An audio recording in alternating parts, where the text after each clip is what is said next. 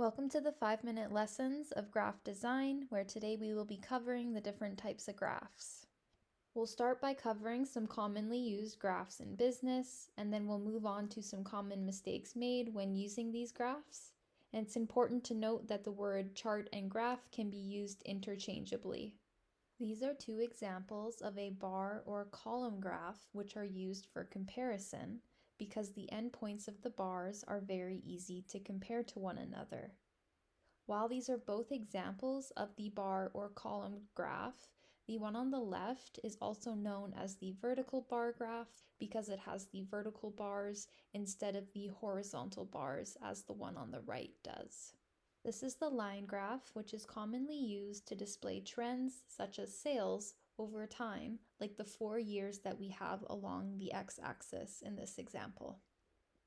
Next is the pie graph, which represents a part and whole relationship where every slice of the graph is part of the overall whole pie.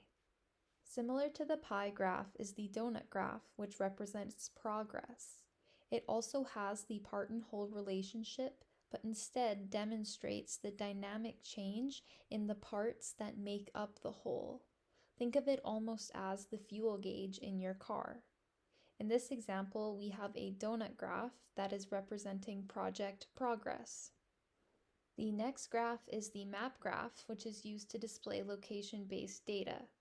From this example, you can quickly see which states have the most expensive homes. The last type of graph we'll cover is the scatter plot, which demonstrates correlation between two continuous variables. Continuous variables are defined as values that are not fixed and that can take on an infinite number of possible values. So in this example, you can see profit and sales are both continuous variables. If you were to put year, quarter, or month onto this graph, it would no longer be a scatter plot, as those are not continuous variables. Instead, they are categorical or discrete. Let's move on to some examples of incorrect graphs, and any of the following slides that are marked with an X mean that the graph is incorrect and that you should avoid making those mistakes.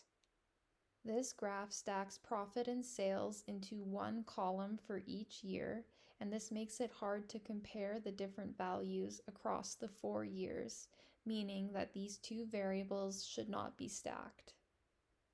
This is the correct version of the previous graph. This graph incorrectly uses the line graph to compare sales among 3 subcategories. These subcategories are 3 different things and should not be linked, as there's no trend being displayed over time. This is the correct version. Now this next graph is misleading because it has 2 different y-axes, one on the left and one on the right, and it makes sales and profit look about the same, but when you actually look at the scale on the different axes, you can see they are very different. This is the corrected version, and in this case, either a column or line graph is okay. This next graph is an incorrect pie graph because it puts 2 different categories or variables, in this case profit and sales, into one graph.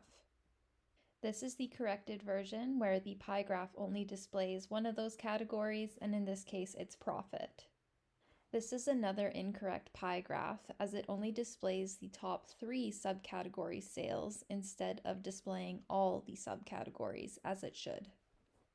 Here is the corrected graph that displays the top 3 subcategory sales with the 3 colored slices, and then all the other subcategories are contained in the others gray section. This is an incorrect map graph because map graphs are supposed to be used for big picture views, not detailed comparisons. In this example, it plots profit by city and also profit by category in those cities, which is too difficult to visualize to see kind of those overall trends. This is a better example than the graph on the previous slide. The map graph displays profit trends by state, whereas the bar graph on the right displays which states had negative profit, meaning they lost money. This is an incorrect scatter plot because it does not contain 2 continuous variables. Instead, on the x-axis, it incorrectly has month, which is a categorical variable. And to correct that scatter plot, you can either use a column graph or a line graph.